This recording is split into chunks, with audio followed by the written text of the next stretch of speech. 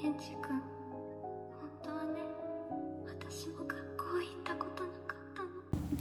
Bom, um dos primeiros vídeos do canal foi de Chainsaw Man, né? Mais precisamente em 2021, 2022 ali, não lembro muito bem.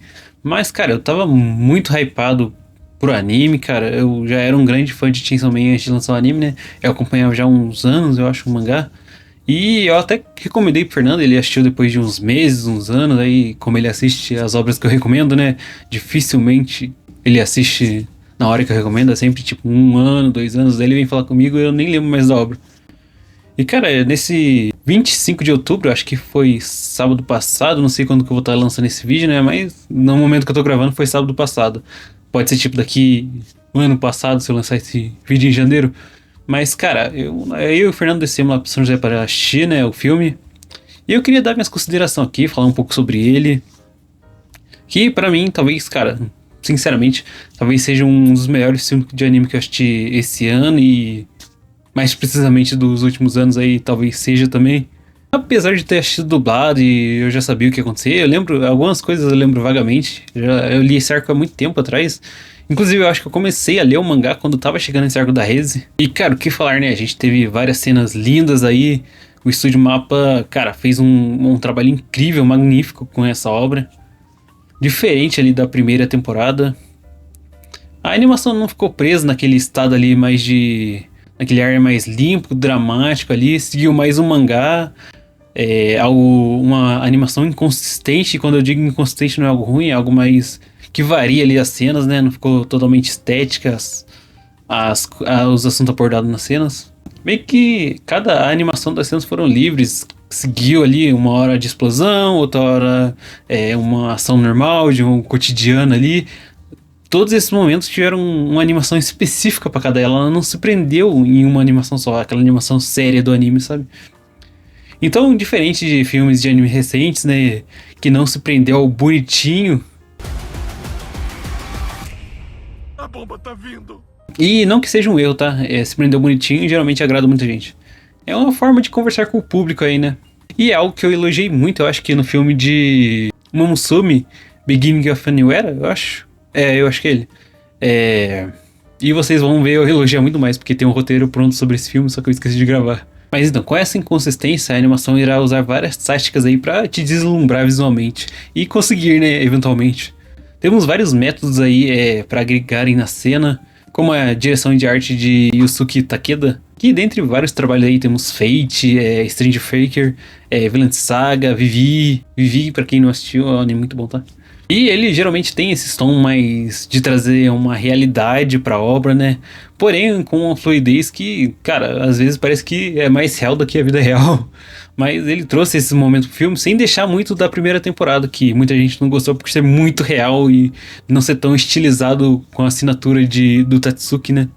E com a direção aí de Tatsuya Yoshihara, com trabalhos aí em Black Clover e próprio Chainsaw Man, né? E Monster Musume, que eu assisti, tá? Eu não me orgulho, mas eu assisti. Bons tempos de escola. E cara, como todo vídeo eu tenho que citar Bleach de alguma forma, né? Esse cara aí, ele se despertou vendo Bleach, cara. Ele comenta lá, né, que o que motivou ele a ser quem é agora, quem deu o startup ali, o pontapé, foi Bleach, né? Ele acompanhava muito Bleach.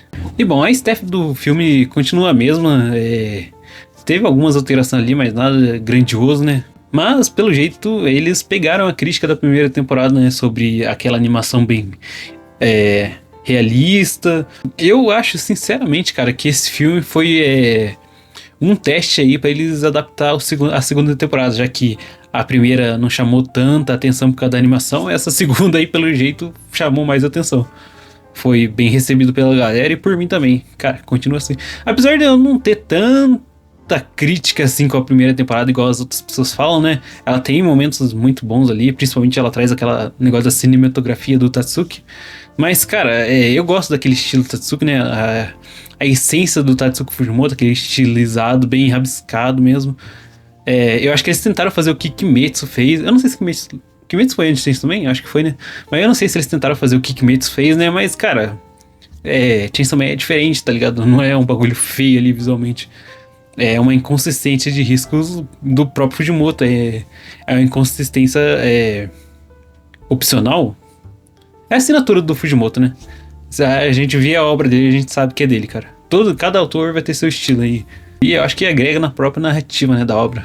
E bom, notas desgranhadas não tornam a música inaudível, né? Pelo contrário, muitas das vezes elas a tornam melodias únicas, imprevisíveis, juntando com quem as conduz. Então a ideia de mudar bruscamente a primeira temporada talvez foi um teste aí bem sucedido e bem recebido pela galera. E bom, vamos falar um pouco do filme, né? A Reze é apresentada de uma maneira meio controversa, né? Principalmente quando você entende, já leu a obra, já sabe do que ela se trata, né? Ela é a definição de você mentir e você futuramente acreditar e não distinguir a mentira da verdade que você conta. Então ela nos é apresentada assim como no mangá, né? Na cabine telefônica lá, que o Denji gorfa a flor que ele comeu, que tá... Eu acho que tá ligado àquele negócio dele comer as coisas e ir pro limbo, né? E cara, eu fui atrás dessa flor e a flor que eu cheguei foi Gerbera branca, eu acho que é isso mesmo, né? Dentre vários significados aí, eu achei um que eu curti bastante, que geralmente ela simboliza a pureza, a inocência, começos, recomeços. Ela tem a ver ali com o arco, né? Principalmente da pureza e da inocência. O que contrasta principalmente aí a relação do Denji com a Reze, o que ela vai se tornando ao longo do arco. Eu acho que é mais por parte do Denji, né?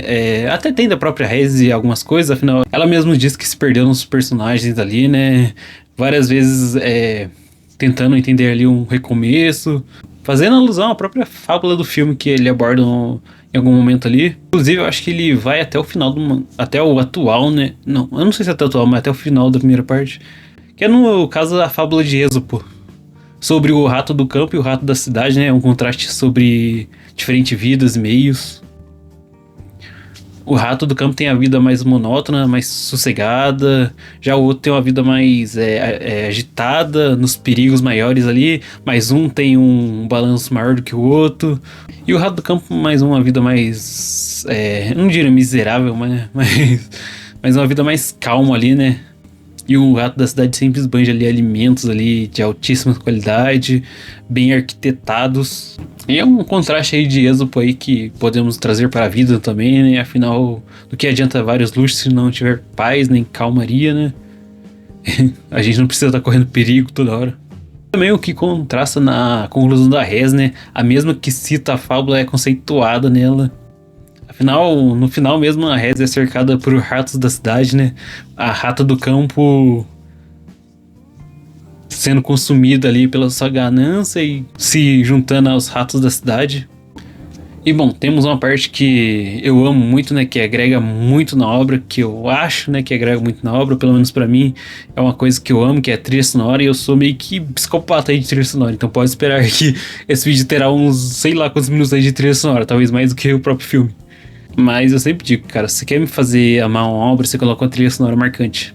Uma trilha sonora com vários significados, que dê pra tirar alguma coisa. E o filme é cheio, cara. Mais do que um acompanhamento, se torna algo meio que narrativo ali.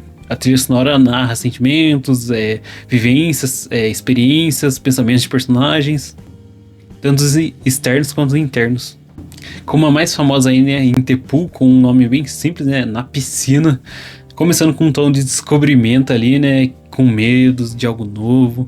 Um sentimento que vai se aflorando ao longo da música. Dançando e se descobrindo.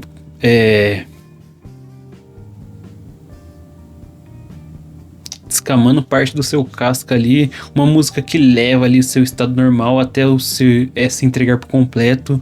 Tornando um período curto, memorável para a vida, cara. Com tons que deixam ali uma beleza dramática e momentânea, eternizadas. Em poucos minutos ali temos um leve momento de apreciação ao simples, né? Até voltar ao primeiro estado. Porém, cara, sem mais medo, sem mais aquele tom de medo. E ser algo que flui naturalmente. Fala que essa é minha interpretação sobre a música, sobre o que eu senti. Porém, no filme temos depois o Intecia, né? Ou no mar. A diferença de nomes com um significado mais... além do que na piscina, né? Agora é um mar. É uma grande diferença, apesar de ambos serem constituídos da água, né? E a gente começa de novo com os mesmos tons, porém bem mais dramático. Com uma despedida ali de algo ignorado, talvez. Afinal, o descobrimento que vimos na primeira música ali já não é um descobrimento, né? Já tá descoberto. É só a conclusão dela mesmo, é o final da linha. Toda linha precisa ter um ponto final. Parece que o piano tá fazendo um lamento ali. E bom, temos várias outras trilhas sonoras aí, né? Mas eu queria deixar essas daí como exemplo, afinal foi as que eu mais senti, que eu mais consegui dar vida, né? Mas todas são incrivelmente lindas, cara. Temos muitas boas mesmo do filme. Um trabalho espetacular aí de Kensuke Ushio. Mas, cara, essas duas aí são as que eu achei mais lindas. Mas temos várias outras, como eu falei. E de música principal ali temos Jando, de Kenshi Yonezu e Hikaru Utada. E Iris Out, de Kenshi Yonezu, né? Começamos com Iris Out, uma música diferente quando nós falamos desse tom do filme, do ritmo da obra, porque ela é... Eu não diria que ela é desconexa, mas ela é mais voltada ao Denji e a Makima no começo do que do retrato do filme depois. Afinal, essa parte aí do comecinho, o Denji não sabia quem era a Reze. E essa música meio que faz alusão ao sentimento do Denji pela Makima, um tanto bagunçada, meio maluca, até doente de alguma forma, né? Como você vai ver na tradução ali da música. Sentimentos que você não consegue despejar, então quando tá cheio assim, ele simplesmente transborda. E cara, a minha favorita é Jendo. E lembrando que o conceito de Jendo, né, é voltado para uma mulher desconhecida, ou que está sendo oculta de alguma forma, né? Uma que não quer revelar sua identidade. E é geralmente usado para cadáveres não identificados ou para proteger a identidade, como eu falei, né? E voltamos, né, pro contexto da Reze, da União Soviética ali, treinado para ser um objeto, uma arma, né? E a música, cara, começa fazendo um cafezinho para você. Sinceramente, eu senti isso. Ela começa passando um cafezinho para você. Mais diferente da primeira música, que é do Denji pra Makima, talvez essa daqui seja da Reze pro Denji. Tem uma parte da música aí que fala sobre andar descalço sobre vidros, né? Que o sangue flui ali, formam pegadas. E é algo com significado mais distinto, né? Podemos ver sobre andar sobre cacos de vidros. Uma tarefa um tanto dolorida e difícil, né? Você sabe que vai machucar. E também já pisando sobre eles não tem mais volta, cara. Você já pisou no vidro. O que tem que fazer é continuar. Além de que os cacos de vidros uma vez foram algo, né? Seja um espelho ou um vidro, algo que reflete, cara. E que se quebrou, né? O que faz alusão aí de refletir o seu eu, né? O seu eu interior. E andar sobre ele significa andar sobre suas consequências. O rastro delas serão o sangue que você derramou, né? Arcando com elas as consequências de suas escolhas. Agora o que resta é te trazer e te mostrar quem realmente sou, né? Deixando um rastro pra você seguir. E a música segue com os dois cantando, meio que conversando entre si de uma maneira meio que atemporal ali, afinal estão no mesmo lugar sem terem ciência um do outro. Como sonhar com alguém, né? Você sabe que sonhou com essa pessoa, foi tão real pra você, mas afinal foi só um sonho, cara. Essa pessoa não tem nenhuma memória desse sonho, mas você tem, é algo bem bizarro, né? É uma pequena parcela de memória e sentimento. Algo unicamente seu e de mais ninguém. Bom, tirando o vocal ali, temos uma melodia que acaricia ali a sua cabecinha no começo e depois volta e vira uma espiral de sentimentos. Principalmente seus drops ali, né, que parece que fazem retroceder ali ao estado original. Mas bora lá com a principal, eu acho, né, que é Jane dormiu na igreja. De novo Jane mencionada, né. E já sabemos que a Jane é uma alusão nitidamente da Reze. E eu vou ter que ler aqui porque eu não lembro. Bom, e a música fala: o dia do meu encontro com Jane está tudo pronto. De manhã iremos junto à igreja, tomaremos café e comeremos omelete em uma cafeteria. Depois de darmos um passeio no parque, nós iremos ao aquário. Veremos entes queridos da Jane, golfinhos e pinguins.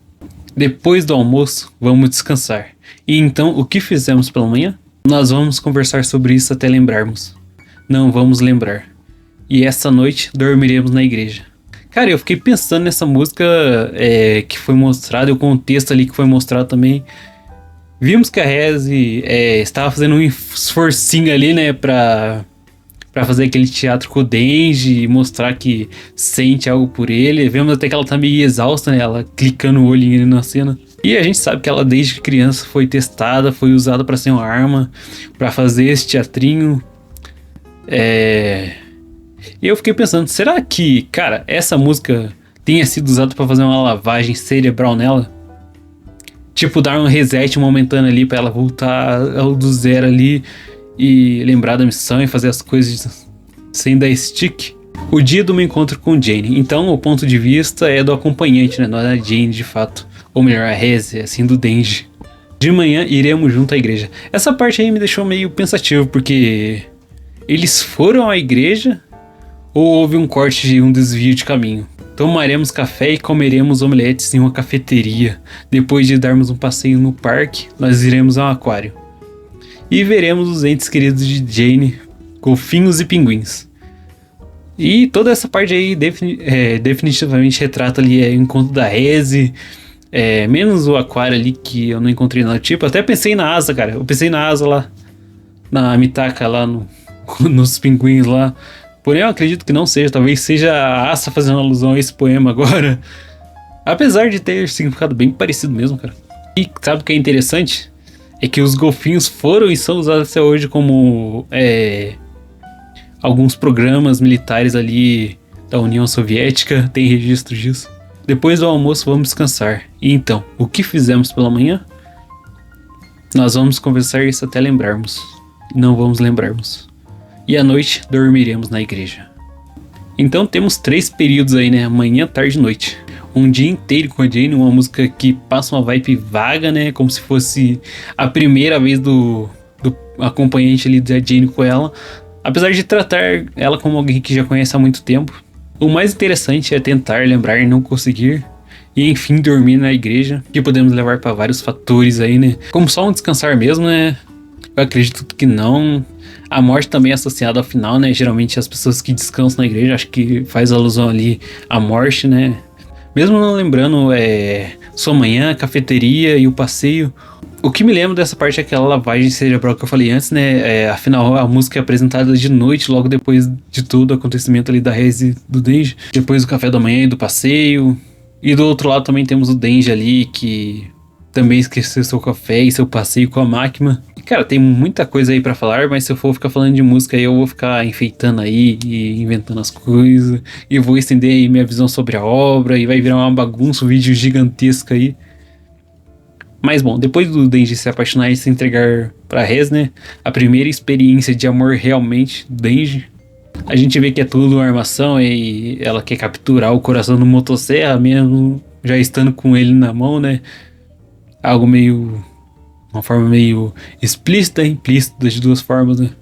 Afinal, ela queria o coração dele, mas de alguma forma ela já tinha ali o coração dele. Tivemos alguns extras na luta, principalmente naquela luta final ali, teve vários extras que agregaram as lutas. Eu acho que até deram mais tempo pro filme. Vários momentos ali que mostrou que o estúdio não tá pra brincadeira, cara. E, cara, dá pra analisar ali esse arco aí como se fosse o primeiro amor, né? O primeiro romance mesmo. Você sabe que não será eterno, mas aquele curto período de tempo ali vai ser marcante pra você de alguma forma. Você vai moldar de alguma forma esse sentimento. A gente também teve várias interações do Aki e do demônio anjo ali, né? Dele rejeitar os demônios, até criar um afeto ali, empatia, até igualar algumas coisas entre eles. Cara, uma coisa interessante é que tivemos alguns pôsteres ali do filme ao longo do tempo. E acho que quando foi anunciado o filme, teve um dos primeiros pôsteres lá em 2023. E, cara, eu uso até hoje de celular, cara. Eu uso ele de wallpaper de celular. E eu sempre achei algumas características interessantes nele, que são as flores que rodeiam a Reze. A gente tem o lírio roxo e a begônia em torno da Reze ali. E essas duas flores aí simbolizam muito alegria, calor, delicadeza, amor, lealdade, mistério, admiração por pessoas especiais. E logo embaixo temos a Camélia, Narciso e Ouroboros. Eu acho que é assim que se fala, cara. Provavelmente eu falei tudo errado. O Narciso refere-se a recomeços, vaidade, egoísmo, sentimentos aflorados, esperanças. Já o Ouroboros significa... eu acho que é Ouroboros rosa. É rosa... Ouroboros rosa... Ouroboros rosa. Ela significa afeição, feminilidade, gentileza. Um detalhe interessante que achei que essa rosa, de certa forma, é meio tóxica ali. E ela tem alguma coisa a ver com Jesus. Eu não sei se foi uma das flores que os magos lá deram pra Jesus quando nasceu. A camélia simboliza amor, devoção e admiração. Mas, bom, não posso dar muito spoiler, né? Afinal, tem muita gente que não viu o filme ainda, tá esperando pra ver, né? Mas, cara, eu garanto que Chainsaw Man, o Arco da Reze, é um dos melhores filmes que eu já assisti esse ano. Eu acho que é o melhor filme que eu assisti esse ano, sendo sincero. E dos últimos tempos ali também, cara, eu acho que ele tá competindo ali com uma Musume ali, Beginning of a New Era, e a outra, Road to the Top, que é o outro. Acho que é. São dois filmes incríveis aí que lançou no passado. Tem vários filmes de anime bons aí, né? Mas, cara, esse daí me pegou. Chainsaw Man sempre me pega, né? Ele sempre dá um jeitinho ali de me pegar. O arco atual eu tô acompanhando um pouco, né? Não tenho tanto tempo pra acompanhar mangá. Mas eu achei bem interessante mesmo. Um filme que vale a pena. Se tu tá pensando em ver, cara, pode ir sem medo. Confia em mim, cara. Você não vai se arrepender. Mas, cara, deixa aí sua opinião. Se você assistiu o filme, deixa aí nos comentários. Comenta aí o que você achou. Se achou bom, se achou ruim também. Foda-se, às vezes eu só tô enfeitando demais a obra e nem foi tudo isso. Mas, cara, foi muito bom. Melhor do que Kimetsu. Hora de criticar Kimetsu. Mas a narrativa do filme todo foi muito bem construída. Os momentos. Teve pontos negativos? Sim, teve pontos negativos que eu achei. Mas nada que interferisse no aproveitamento da obra. Ela conseguiu passar tudo que se propôs. Teve o começo e o final, a conclusão. Foi tudo feito magnificamente, né? De uma forma magnífica. A animação também foi bem linda. Ela não se prendeu ao bonitinho, né? Como vários filmes aí. Ela foi inconsistente de várias formas aí, trazendo aquela essência do Fujimoto. E, cara, foi um filme bem simbólico. Tem várias coisas ali. Tem várias críticas, né? O Fujimoto sempre fazendo crítica ali ao governo e as coisas. Mas, cara, foi um filme muito bom. Eu achei muito interessante. E, cara, confie em mim.